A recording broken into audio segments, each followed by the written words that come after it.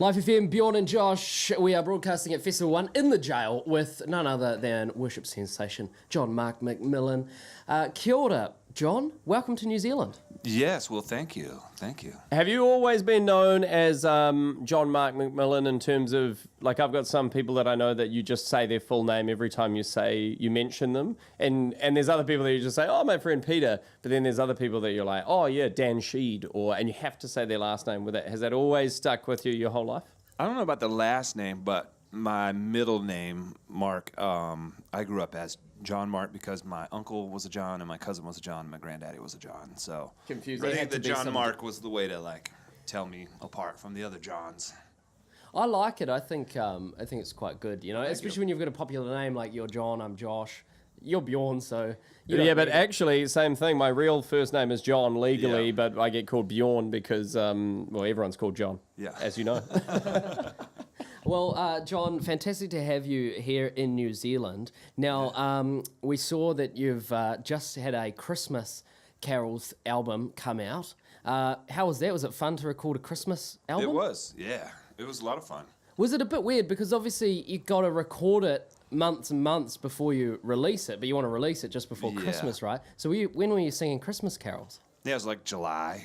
I was going to say midwinter Christmas, but actually for you that's the summer in America. Yep. So Christmas to us is always cold, and so it's weird for us to be singing Christmas carols when it's hot outside. But I guess that'd be normal for you. So really what I need to do is come down here. Yes, exactly. In the summer, or in in July. Come in your summer, our winter. And then it'll feel Christmassy to me, and I'll sing the songs, and then when I go home, it'll And it'll be great for us too, because in New Zealand we sing all the American Christmas songs anyway, and we all love singing about a snowy white Christmas when it's 30 degrees outside. So it doesn't really make sense, but we're used to it not lining up with our seasons. Speaking of which, coming to New Zealand and recording, I saw you've actually got some videos on YouTube where you did a lot of acoustic songs around New Zealand. When were they recorded? Probably, I think it's 2013, 2014. Yeah. Is that sort of a musician's trick, is to be like, hey, I think we should do some acoustic videos. Maybe we should tour around New Zealand, do one in Milford Sound, and that'd be great. And you're like, where do I want to go on holiday next? Maybe we should do a music video there, or... Yeah, totally. Yeah, it was great, except some days I was like, I just want to look at stuff. I don't want to have to sing. I don't want to have to set up and do the thing. But it was a lot of fun, though, yeah. When you're filming a music video like that, do you actually have to sing, or can you just lip sync?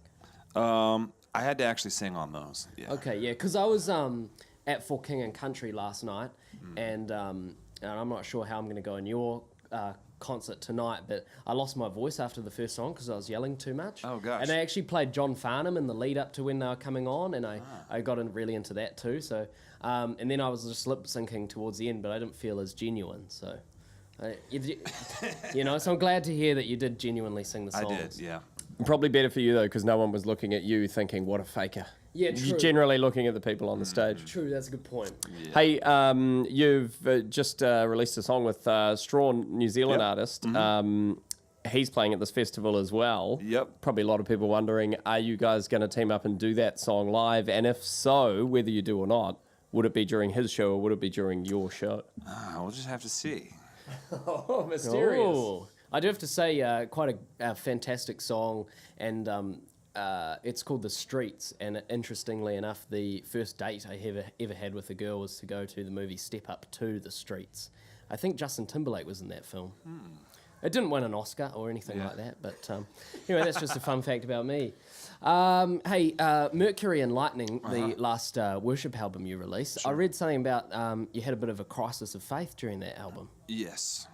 Would you like to tell us a little bit about what happened? You set out to write a worship album and things didn't go as planned? Yeah, well, I don't know that things ever go as planned. And I really don't sit down and think I'm going to write a worship album versus some other kind of album. I try not to, I try to let the songs tell me what it's going to be, And I mean, we could talk about what is worship and what isn't worship, I went to write a record and I kind of knew the songs people wanted from me, but I couldn't. I just in that moment couldn't sing them honestly, And for me, writing is always more like a journal. It's more like, here's where I was. This is what was happening, you know. And so I was in this moment, and I was like, I told the producer, Gabe, it's like, hey, I think I need to take some time off and figure myself out before we finish this record, because I'm just not feeling it. And Gabe was like, why don't you just write a record about where you're at, you know? I was like, okay, so that's what we did with Mercury and Lightning, you know? And the truth is, like, I feel great with where I am now in my faith. But, you know, like, I think early on, you know, you think about the nature of faith. Like, is faith subscribing to a list of facts? You know, like, all right, faith is I've decided that box A, box B, box C, I'm going to decide to, you know, check off all these boxes, or is faith something different, you know? And I came to this conclusion that, you know, like, my children, you know, there are certain things they just can't understand, you know?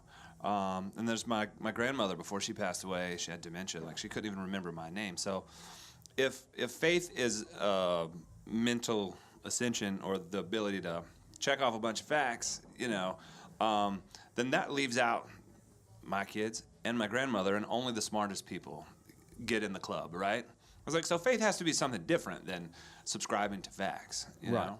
As I think faith, more than anything, is a practice, a practice of life, you know?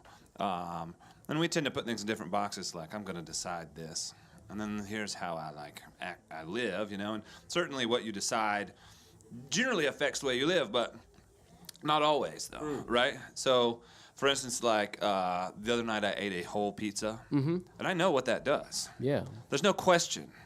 It's not like I had exactly, like, it's I'm not like I pointing had at my own belly right now. It's not like I had the facts mixed up, Yeah, right? yeah. But I just was living from an alternate narrative. I was living from the one more slice narrative. You know what I'm saying? Yeah. And sort of like, well, the fact is the pizza's going to make me feel sick, but the narrative I was, you know, living from was, yeah, but it tastes good. You know what I mean? And so I think too often we have this list. We take, like, scripture and be like, all right, decide that these things are facts and this is what you, quote, believe, you know? But it doesn't always affect the way we practice life, you know?